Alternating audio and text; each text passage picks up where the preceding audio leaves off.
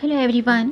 हिंदू धर्म में खर मास का विशेष महत्व होता है क्योंकि इस दौरान कोई भी शुभ कार्य मांगलिक कार्य नहीं किए जाते हैं, क्योंकि इसमें सभी प्रकार के मांगलिक कार्य पूर्ण रूप से वर्जित माने गए हैं, जैसे कि शादी, विवाह, सगाई, गृह प्रवेश, नामकरण, मुंडन।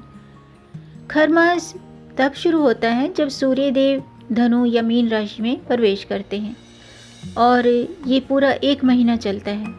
माना जाता है कि इस समय शुभ कार्य करने से उनका पूरा फल नहीं मिलता है। हालांकि इस अवधि में सूर्य पूजा करने से, सूर्य देव की पूजा करने से विशेष फलों की प्राप्ति होती है। कुंडली में सूर्य मजबूत होता है और समाज में हमारा मान सम्मान बढ़ता है। यानी कि खर मास में सूर्य पूजा करने से सुख, सौभाग्य, समृद्धि की प्राप्ति होती है। और इस समय सूर्य देव कुंभ राशि में स्थित हैं। 13 मार्च तक इसी राशि में रहेंगे, यानी कि 14 मार्च से सूर्य मीन राशि में प्रवेश कर चुके हैं, जिससे खर मास की शुरुआत हो चुकी है।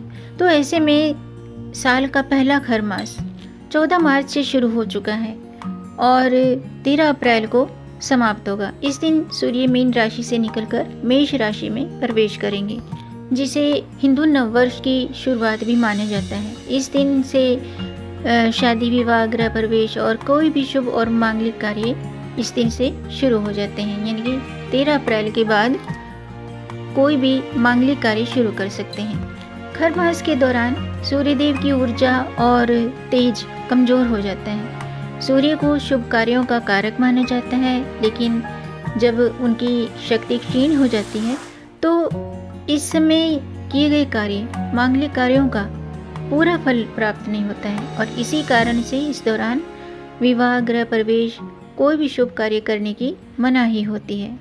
खर मास में भगवान सूर्य की उपासना करना शुभ माना जाता है। यानी कि डेली तांबे के पात्र में जल भरकर सूर्य देव को अर्घ्य देना चाहिए। भगवान सूर्य देव के मंत्रों का जाप करना चाहिए। आदित्य हृदय स्तोत्र का पाठ करना चाहिए। इसके अलावा इस दिन यानी कि इस दौरान, खर मास के दौरान दान पुण्य करने से अच्छे फल मिलते हैं। इसीलिए ज़रूरतमंद व्यक्तियों को भोजन, वस्त्र और अन्य खान पान की चीज़ें दान करनी चाहिए। इसके अलावा ध्यान, मंत्र और मंत्रों का जाप और पूजा पाठ पर विशेष ध्यान देना चाहिए, जैसे कि गायत्री मंत्र, आदित्य हृदय स्तोत्र का पाठ करें, गायत्री मंत्रों का जाप करें। साथ ही इस महीने में भगवान विष्णु और श्री राम की पूजा करना लाभकारी माना जाता है। Thanks for watching. Like, share and subscribe my channel.